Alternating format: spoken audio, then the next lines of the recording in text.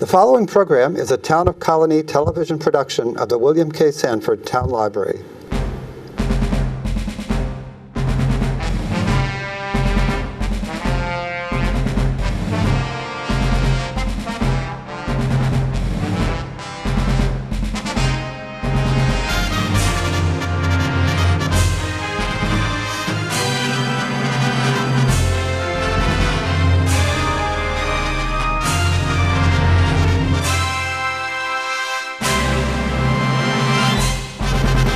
Well, welcome to So Many Books, So Little Time. My name is Joe Nash. This is show 42. I should say welcome back to So Many Books, So Little Time, because since our last show, our co-host Zena Shevchik has retired, but we have with us Jessica Kaercher.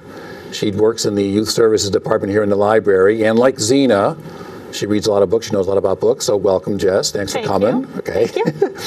Now, the premise of the show, for those of you who have never seen it, Jessica and I go down to the new bookshelf here in the library and the Technical Services Department where all the new books are being processed.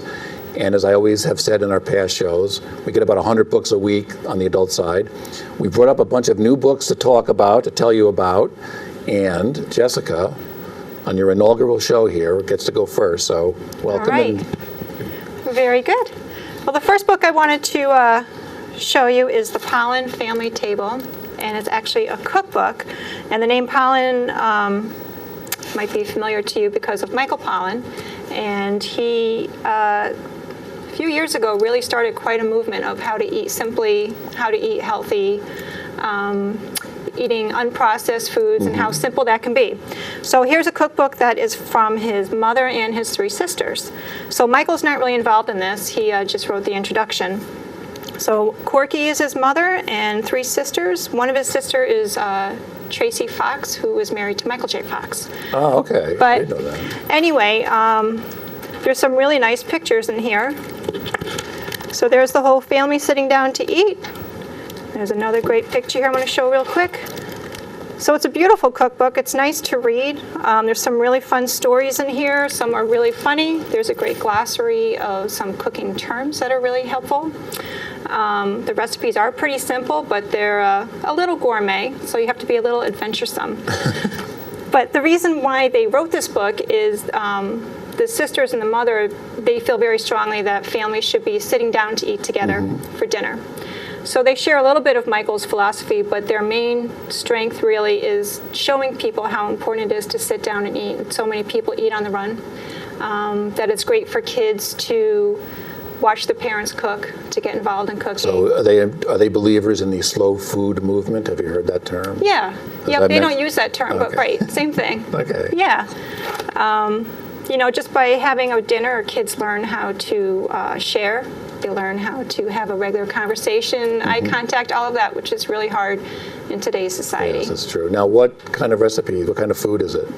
You said gourmet, but is it just... it's heavy on grains, which is kind of unusual. It's heavy on vegetables. They say you can find all of these. I found some of them to be a little unusual, but they live in New York City, and they go to farmers markets, so I think they get a little more exposure. But I've made substitutions, and whatever I've tried has come out very good. So. Oh, okay. Yeah. Excellent. Yep. So that's a great book. Very good. Well, I'll keep going with the food. I noticed in the new book section here, maybe it's a time of year, there's tons of gardening and food books, and so I had this book that is getting universal praise. You can see that Epic Tomatoes. It's everything you want to know for planting tomatoes, how to do it, how to select and grow, and it's a history of tomatoes. It's got all kinds of great. It's got all kinds of great pictures. Look at all those tomatoes. And the author is Craig LaHollier, I think his name is. But this book, all the reviews, absolutely universal praise. There's some really good history here, tomatoes through history. And interspersed throughout the book, he has a section called, in between all his sections, called Meet the Varieties, where he gives a couple of pages about the history and why this kind is good. And for example, I never heard of this variety. I didn't know there was thousands of varieties. Did you know that there was thousands? Not thousands. No, I knew there were a lot, but. So this variety is called the new dwarfs. I have never heard of new dwarfs, but again, about every 10 or 15 pages, he does a thing with, like he calls it, meet the varieties. And along with that, he has the 10 tastiest. And again, the 10 tastiest are interspersed throughout the book on growing and, equipment and seedlings and how to do it. So for example, here's one. I never, Cherokee Purple. I don't know, did you ever hear of that kind? If you asked me before I looked at this book, I would have thought there was like 2 kinds of tomatoes. So are they new versions, or are they all heirloom tomatoes? Do you know? think he's big on, the author's big on not just buying them plants like you see in the store. He's big on getting seedlings and starting from scratch. Yes. And in fact, at the back here, he's got a chart. I think it's a chart, if I can find it here, where he himself, the author, I think oh, here it is. The 250, and this is whittled down, this is the 250 recommended tomatoes. And he's got little charts and graphs, why each one is good, what season, the flavor, the growth. So he goes through, there's, like I say, there's history, there's great stuff. Here's starting from seedlings, a lot of how-to, a lot of information, where to get information, where to find it. Not too many recipes. There's a couple, but again, interspersed with the top 10 tastiest, and meet the variety. It's everything you need to know about tomatoes, and every review I read just gave this stupendous reviews. In fact, in Amazon, there was 70 reviews. I think 68 of them were 5-star. So Well, people are so passionate about tomatoes, so yes, it's very interesting. Yeah, and it's great, really colorful, and so. And you have to have a really good fresh tomato in order to like tomatoes. Yes, and I think he goes into why you should have them. I guess they're very healthy, and they're very, so. Neat. Epic tomatoes. Very good. All right. So, I love food and cookbooks, obviously. Yeah. So, browsing through the shelves, I found Delicious Foods by James Hanahan. And I thought, oh, another food book, Delicious Foods. And I liked the cover of it. A little child and a bird. It looks so happy, and I had no idea what to expect. It has nothing to do with what I thought it was about. Well, it does say, I can see from here, it does say a novel. Yes, but there's novels about food, right? So that is a key. It's actually a bit of a dark book, but really fascinating. I want to finish it. I've started it. But there's 3 main characters. There's a boy named Eddie, and there's a mother named Darlene, and then there's the drug that she's addicted to. So it starts off with an introduction, and it starts off with a boy who's in his maybe mid-teens, and he's driving a car, and both of his hands have recently been cut off, and he's fleeing from something, and he's in agony. And you don't know why, you don't know where he's going, you don't know who he is. He wasn't driving the car, was he? He was driving the car with his hands stuck through the holes in the steering wheel. So, gives you the shivers, right? Yes. So what a hook. Yeah, so no. I want to read it. And then I think the first chapter is perhaps when he's young. But anyway, the premise is that he's 11 years old, living in an apartment with his mother, who is addicted to drugs. His father just died. And one day she never comes home. And so he's 11 in the city with nothing, doesn't know what to do. And no hands, too. No, but he still has hands. Oh, what? So it's flashing back. Okay. So it does jump all over right. in the book. I like books like that. But you never really get a full reason as to why he doesn't have any hands, and all of a sudden you're plunged into this store and you're trying to figure it all out. So there may be a chapter about him growing up, and then the next chapter is really harshly written. It sounds like it's written by somebody different, and it's actually the drug talking out. It sounds like it's crack or something really heavy duty, and it's the drug narrating the story about the mother. Now, was this book in the science fiction section, or? No. But come to find out, their mother was kidnapped or swept away or encouraged to come work for this company called Delicious Foods. And she has to be a farmer for this, like a picker for this company. And they don't pay her, but they give her all the drugs she wants. And so as the story develops, he tries to find his mother, and she tries to escape. And so the premise is the quest to So how far are you in that? Is it? I've only gotten through the prologue and the first chapter. Okay. So it sounds really good. It has gotten very good reviews, though. All right. I haven't heard of that book. Yeah. All right. Okay. Well, I'll choose. Now, this is your first show, and I was telling Jessica before we started, we won't get to all the books we brought up, but we'll try. I'll take a novel here to talk about, which I know that you read, so you can chime in on this. This was the book I read last year. It's still new on the new bookshelf. It's called Station 11 by Emily St. John Mandel.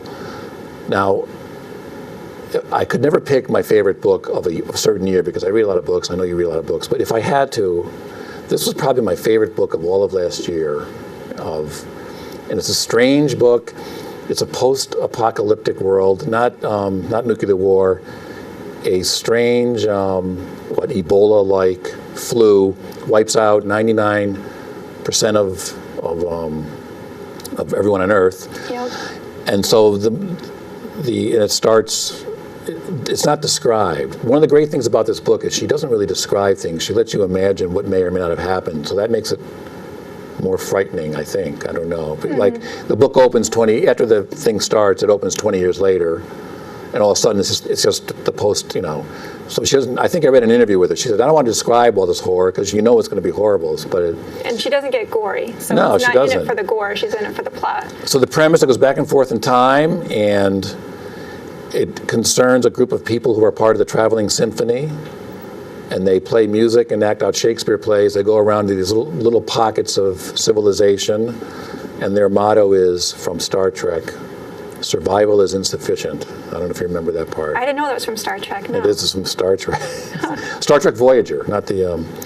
But she creates this world. If I just found, I don't know if you remember, it's very sort of strange, but it's very tender. It's very. One of the reviews said for a post-apocalyptic world, it's a very quiet book. Although you can imagine what happened, but anyway, and there's a lot of different characters, and they all end up being somehow related in a crazy way. Station 11 is actually a comic book, and that all plays into it. And I don't know, what did you think of it? About that part. I thought it was really interesting how they focused on the importance of art. Yes, the whole thing is a very desolate world that you can totally see happening. In fact, Ebola was in the news when I was starting to read that, so it was a little frightening. Okay. But the way she wrote it, it really could happen. I mean, you can really picture people reacting the way they did and forming communities the way they did. But the art... well, yeah, because the traveling symphony, they do the plays and they have music, and then the one guy starts this little museum, not of art, but of everyday things that have been lost to the world, which is very interesting too. Yeah. And the way all the people end up somehow being related, some are resolved, some of the relationships, some aren't, but it's probably just like how it would be. Mm-hmm. But it's a very, even though it's a post-apocalyptic world, post-Ebola, I found it a very hopeful book. I don't know if you found it hopeful. I don't know if I would say hopeful. To me, what struck was the importance of art, no matter what situation you're in. Like that kind of kept this particular community going and kept them alive and positive. Yeah, so I guess you could call it speculative fiction. I don't know. It's not really science fiction. I don't know, but I was really struck with the way she lets you imagine what may or may not have happened, and that could be scarier than actually reading a description. There's an incident that goes out throughout the book. It won't ruin it for anybody. That concerns an airliner, and because she doesn't describe what happens, I think it makes it more horrifying because you got to try to. But anyway, that's if you read the book, the airline stuck at the airport that never moves. Okay, so Station 11. It does go back and forth in time. Great characters, an amazing book. I would say my favorite book of all last year. So I will make that statement now. It was very good. Yes, I would recommend and it's getting good reviews, and it would make a tremendous movie, I think. So. Okay. All right. The next book I want to show you is actually a teen book from It's a YA book from the teen room. It's historical fiction. It's the Great War about World War I. And it's a series of short stories, and each short story is from a different author that's very well known. For instance, Tracy Chevalier. Oh, okay. And She writes the quilting books? no, the Lady with the Pearl Earring. Oh, okay, all right, I'm sorry. David Allman and Michael Morpurgo, who did Okay. Warhorse. And each story is a different author, and it revolves around a different artifact from the war. World War I. Oh, okay. World War I. So, for instance, one of the stories I read is young boy is the main character. His older brother has this helmet from his grandfather who died in the war, and there's an actual bullet hole through the helmet. Oh, God. But the older brother loves this helmet and is always playing with it and wears it and thinks it's like a toy. Yeah. The main character, the younger boy, is horrified and really wants peace, doesn't like talking about war, doesn't want anything to do with fighting, and so he's like horrified. So as the young boy grows up, he's unpacking one day and finds the helmet again. So the story continues to revolve around the helmet. And there's another one that's about sheet music from the war. There's another one about So each one's sort of compass. a meditation on the war, somehow related to... Yeah, so Okay. it's different people and how it affected their lives, okay. no matter what generation they're from. So they wrote the book because, there's no more soldiers alive from that war, and they want teens or kids, it says 5th grade and up, but teens or kids to really understand on a personal level what that war meant. Okay, so you think adults would like... That book's in the teen room, but you think adults would like that? I do. It's a quick, easy read. They're by well-known authors, so if you have an author that you particularly like, you might be interested to see how they would write for They're a not all younger teen group. authors. No, No. Tracy Chevalier's not. I know that. Right, Okay. right. Yep. Okay. Excellent. Well, speaking of war, here's a book that I just read last month, an amazing book, sort of in some ways depressing, but in some ways triumphant, I'll explain. But it's called Soldier Girls, The Battles of Three Women at Home in War. It's about 3 women who they joined the National Guard before 9/11. They all ended up going to Afghanistan and or Iraq. 2 of them went to both. And it's a lot about being a woman in today's Army with some of the controversies, not just women in combat, but sexual harassment and things like that. And what it's like being over there. Every day isn't battles and everything. There's a lot of time where they do nothing for months on end and they're in the middle of a desert. The interesting thing about the book, besides being so well written, Helen Thorpe is a journalist. I find that I read a lot of nonfiction. The journalists, newspaper people write these great narrative, compelling narratives. I think they make really good writers for narrative nonfiction.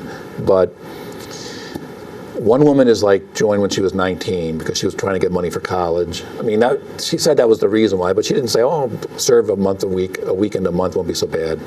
One woman is in her late 20s and she's a single mother. She has 3 kids. Another woman is, when the book starts, she's 49, and she joined because she wanted her father was a soldier, and she always wanted to join, but when she was younger, women really didn't join. So she ended up joining. All 3 end up over there. One of them ends up in a combat situation, gets kind of messed up, but it's an amazing book. It's very well told. It's got a lot of levels of what it's like to be over there and the problems. And like I say, some of it's kind of depressing and sad. Some of it's the woman who has who served and was in the war zone and has 3 kids, and she sort of triumphs. And they all 3 of them kind of do. But it's a really very interesting book. And I don't know. So does she interview them after they come home? Yes, or? This book takes place over a 10-year period. Okay. I think she said she spent 4 years interviewing the 3 of them, interviewing people they served with, their friends from home. So it's very, very well researched and reported. I mean, the conversations in here, I'm sure, happened the way they said, but it's just very interesting. It's a lot about the people in the military that serve, the kind of people that serve, what sort of class they're from. All these women are from the National Guard in Indiana. So there's a lot about the Midwest in here, and the bulk of people in the service are from the Midwest and South, and it's got stuff like that. But it doesn't. It's just an amazing story, and if you want to know what it's like to serve in today's Army, you have to read this book. That's a good book to read and not experience. Yes, it is. That's amazing. I've read a few books about the Iraq War, about men serving, and books about when they come home, and it's just a horrible situation. The war is already going on now, 12 years, I think, and it's just, there doesn't seem to be an end to it, really, and some of that comes through in the book, too, because these people, a lot of them signed up again because they do get good benefits, and of course there's all this stuff right before their time's up. They start getting all these bonuses, and they get pressure for schooling, to pay for school, so sometimes you wonder if they're kind of, not to say they're forced into re-upping, but yeah. But it's a great book, very interesting, very well read. Yeah. Soldier Girls, The Battle of Three Women at Home and at War. So it's very good insight into the ongoing war that's been going on for 12 years. Well, that looks really interesting. Yeah, it was a really good book. All right. Well, we seem to be flowing into each other's books I here. know, we got this. So here's a book about women.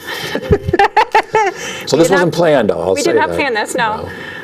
So this is Behind Every Great Man. It's by Marlene Wagman Geller. And it is 40 mini biographies about the wife of a famous man. Well, it says famous or infamous. Is that?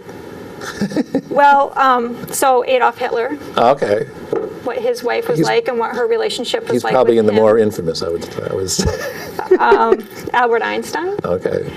We have Jackie Robinson, C.S. Lewis, Jerry Garcia, Douglas Right. MacArthur, Salvador Dali. I mean, all over. So these, what are each one, 4 or 5 pages? Yeah.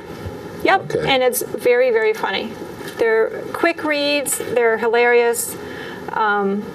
Things that you've never really thought of. There's funny little drawings in there. There's Adolf Hitler and his wife sitting on the couch. Things that you've never even thought of. So wasn't C.S. Lewis, didn't they make a movie or a play about him and his wife, Shadowlands? Was that? Sorry, I don't know. Okay. Did you read that book? Did you read some of it, or? Not really. No, I just kind of skimmed through it. What was Jerry Garcia's wife's name? Was it Mountain Girl? I don't know, but I didn't know that he was in there until I started. I think her looking name at was it Mountain today. Girl. Was it really? I think so. No. Well, not her it's name, but interesting. I think that's how she was known. All right, well, that looks pretty interesting. And some of these famous men, they were terrible husbands. I'm sure the majority probably were. And so the criteria for being a subject of this book was that the husband would not have been so famous or infamous without his wife behind him, supporting him. I would say that's probably true with most men. Very nice. So there you go. All right, that looks pretty interesting. Yeah, it does. So now, Jessica, as you know, and I was always saying this to Zena, as you know, I'm a big reader of campaign books. You probably knew that, didn't you? This is the book. We have 2 copies in the library. Both are checked out. So I'm going to hold up a picture of the cover. So you can do that too if you get a book you really want, and it's checked out. This is called Believer. I think they can see that, by David Axelrod. My 40 Years in Politics. David Axelrod was the campaign guru, campaign manager behind Barack Obama's 2008 and 2004 election or campaigns. You've probably seen him on CNN and MS. He's always a commenter on things now. Mm-hmm. The first half of the book is about him growing up, and he became a journalist, and it's about Chicago politics. That's how he met Obama. But the first half is all about the Chicago politics is really bare knuckle, hard knocks, and he sort of comes through, I wouldn't say unscathed, but that's how he met Obama. There's great stories about Chicago politics, and like I say, it's really hard scrabble. And then he ends up going national, working for some Senate campaigns and governors, and he's starting to get a little bit famous when a little-known state senator from Chicago, Obama knew him because he was a big Chicago guy, David Axelrod. So they sort of hook up together, and he helps him out, and lo and behold, we have the 2008 election, which everyone knows about by now. And the second half of the book is all about running a presidential campaign, which I find interesting. I read a lot of books about campaigns, all the behind-the-scenes stuff, doing the messaging and responding to the other side, going to the debates. And there's good insight into all the people involved, and Obama and everything. And the nice thing about this book is a lot of these books are tell-all, behind the scenes. David Axelrod, like some of the reviewers, he doesn't really diss anybody, as they say. He seems to be, from what I've read, one of the good guys, as they say. So he has some things to say about people here and there. He doesn't really say anything too bad about people. He did work for John Edwards, and he didn't really like him. There's some things in here about him that were kind of off-putting, but... So because he wrote it himself, then you can trust... Well, that's the thing. The other thing is David Axelrod was a journalist for years. He's a great writer.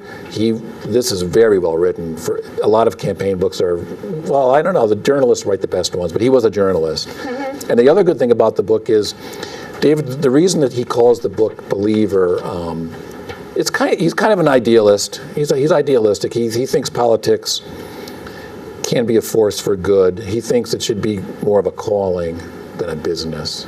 A lot of the people that work for campaigns are hired guns. They'll work for anybody as long as you pay them. He likes to work for people that he really believes in, that he thinks will do good, and so he still believes in that, and that's that comes through. And there's some great things in here about Obama, the kind of person he is behind the scenes and stuff. I think there's a lot to him that we may not hear about that often. So, Believer by David Axelrod, My 40 Years in Politics, a really very good book. All right, so we'll switch gears a little bit. I have here the Little Free Library book. Okay. Take a book, return a book. Mm-hmm. So this book offers the history of Little Free Library, who uses them, how to set one up, different ideas if you want to have one, of what to do with it. Really creative people out there. So anyway, the Little Free Library movement was started by Todd Bowl in 2009, and he simply put a box out on his front yard full of books with take a book, leave a book, and it was in honor of his mother, who was a teacher and an avid reader. And he found that he got such great response from his neighbors, and he was meeting people that he never knew lived near him, that he started to make them in his backyard with his friend and distributing them. And it just grew. So now it's actually international. I know. Well, you can tell our library has one. We do. Okay. Yep. There's one over by the crossings. It's at the back of the crossings near the Sakati Center. And it's just looks like a big birdhouse, sort of. It's got a glass door, and it's full of children's books and adult books. And you just walk right up, take what you want. So if you take something, you should put something in. Eventually, that's the idea. Do some people take and not give? And that's fine. The point of it is just to spread literacy to all ages. Well, I think I was telling you this. Over in Colonie, I forgot the street, off Central. I saw one right in, like the guy that started it, right on his front lawn. There's a thing with the door, and there's a big sign that says take a book. I think they are springing up all over the place. They are, and anybody can do it. If you register, you have to go onto their website, and you register your Little Free Library, and they actually send you a plaque. Oh, okay. And then you put that on your library, and then if you send them a picture, they put you on their map. So if you go to their website and type in the zip code or your address, they will show you all the registered Little Free Libraries in your area. Now, I know the person in your department here, Alyssa. Do you know how ours is doing? I think it's doing quite well, okay. Yeah. She goes over there from time to time with some books that she takes from our book sale that she thinks would be interesting. So that book has pictures of all different kinds? Yeah, I'll share some of that. So Alyssa's general sense is that kids are using them from the playground, and also people who are working out in the gym will stop by and grab a book before they go work out. So here's some interesting pictures of all different ones. These are really beautiful. And I have one in my yard, and I'm very intimidated by these pictures because mine is pretty basic, and I want to try and spruce it up before I get it on the You have one on your front lawn? I do. Oh, okay. It's like a oversized metal mailbox. Okay. So I have a big one on top and a little one on the bottom for kids and adults. All right. And I have met people through it, so it is pretty neat. So there's solutions of how to make it work, and sometimes there's challenges. Perhaps there's vandalism, or you can't seem to get people to use it. People are very creative. In fact, one of them started a seed swap in her little free library to encourage people to share their seeds. So probably some tomato lovers there. Maybe we should put that book in our little free library. All right. And then there's some advice of how to make it into a community event if you want to All right. draw a certain group of people into making them and distributing them and advertising. That's a movement I could support, I think. Yeah, they're really very cool. So this has some great, they're all personal stories in here of people who have set them up. There's some interviews, there's history. Oh, excellent. Cool little All right. book. And ours is near the Chakotay Center in the crossings. All right. Yep. And I'll look for that when I go over there. Yep. All right, now here is a new book filled with old stories. So it does qualify as new. It's a new edition. This is by one of my all-time favorite authors, John Updike. It's called for years and years and years, I always thought it was pronounced Ollinger, but I was reading the introduction to this book. It's actually pronounced Ollinger. It's a Pennsylvania pronunciation. So these are the Ollinger stories. It's a small book. These are, John Updike wrote hundreds of short stories, a very preeminent American author. He wrote over 65 books. He died in 2009, one of my favorite authors. This book is the 11 short stories concerning the town of Ollinger, which it's really Shillington where he grew up. And they're all stories about growing up and in adolescence and into young, well, maybe like middle age or so. They stopped there. He wrote them between 1952 and 1964. Are they fictional or? No, they're short stories. They're fiction. Okay. They're fiction. But, the character in there, they have different names, but he writes this really nice introduction. They're basically him. And they do contain, if you know John Updike's work, they do contain probably, of all his 65 books, his most famous short story is called Pigeon Feathers, which is one of these. It's a very famous story, much anthologized. I think that's a word. A great, great story. Also, one of the best stories ever that I've read about being on the verge of adolescence and adulthood. It's one of his most famous stories also is called The Happiest I've Been. And again, A Sense of Shelter, Flight. These are all famous stories. And one of his other very famous stories, this is a long title, but it's called Packed Dirt, Church Going, A Dying Cat, A Traded Car. It's one of his most famous stories. So these are the most autobiographical stories that John Updike ever wrote. I've read all these a million times. They're great. So it's nice to see them all in one edition. There was an edition out in 1964, a little paperback, but these were finally collected. This came out, of course, after he died, but I think when he had cancer or something, but he was planning on putting this book together. So the original introduction from 1964 was sort of cut, so the full introduction is here, and he talks about the stories. But again, these contain some of John Updike's most famous stories and some of his best writing. So the Ollinger stories, I think I'm saying it right, by John Updike. I'll have to try that. Yes, one of my all-time favorites. Oh. Okay. I have another novel here. It's called A Reunion of Ghosts by Judith Claire Mitchell. And what's striking about this one is you either love it or you hate it. But it's getting fairly popular. It's a very sad plot, but it's supposed to be one of the funniest books. There's a lot of humor in it. The characters are very quirky and unique. But it's about three sisters whose great-grandfather invented the gas that was used to kill the Jews during the war. Oh, the Cyclone, or was it called, or something like that? Yeah, it began with a K. Yeah, all right. Right. And so that horrible doing of their great-grandfather has kind of cursed the family throughout all the generations. And all the members of their family so far have either been murdered or committed suicide or had some terrible tragedy. Because of what the grandfather did, or just Well, that's kind of the question, and that's kind of the point of how our family history affects future generations. Okay, I see what you're saying. And so these women feel very haunted by their past. Okay. And they've made a pact to commit suicide on December 31st, 1999. And so the whole book is supposed to be a suicide note for the okay. three of them, which sounds terrible. Like alternate chapters told by different characters? No. In fact, they often refer to themselves as we Okay. because they consider themselves one unit. Okay. And it describes them physically that they're all very different. They've all had tragic, unfortunate lives. They all live together in Manhattan.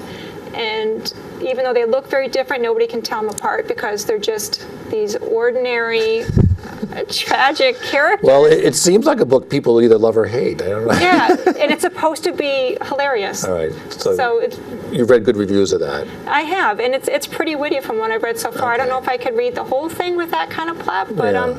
All right. some people absolutely love it, so it's worth a try. And that was down in the new book. I haven't heard of that book. Yep, down in the All right. Do you have one more? This was my last one. All right, I'll just do one more. These are non-book items, but they are items the library has bought. One thing that we've been getting a lot in the library is the LA Theater Works. I talked about this on past shows. LA Theater Works stage readings of full-length plays in front of a live audience. They're not acted out, but they're stage readings of uncut plays, all with famous actors from either Broadway or Hollywood or movies and TV, and they're always great. We've been getting them, so I think I'm going to just talk about two here really quick. This is Tracy Letts. This play won the Pulitzer Prize and all the Tonys a couple of years ago. It's called August, Osage County. Well, you can see that, and the two main characters, the two sisters, is played by the two women on Broadway that both won Tonys, and so they got sort of some of the original cast. And the play is about sort of a dysfunctional family in Oklahoma, I think. Oh, Tracy Letts is from Oklahoma. I think it's in Oklahoma, but it's really about. It's sort of a family. The New York Times described the play as sort of a family apocalyptic meltdown. So, and there's all kinds of stuff going on. It's sort of Tennessee Williams-ish in a sense. It's sort of got that Southern Gothic craziness to it,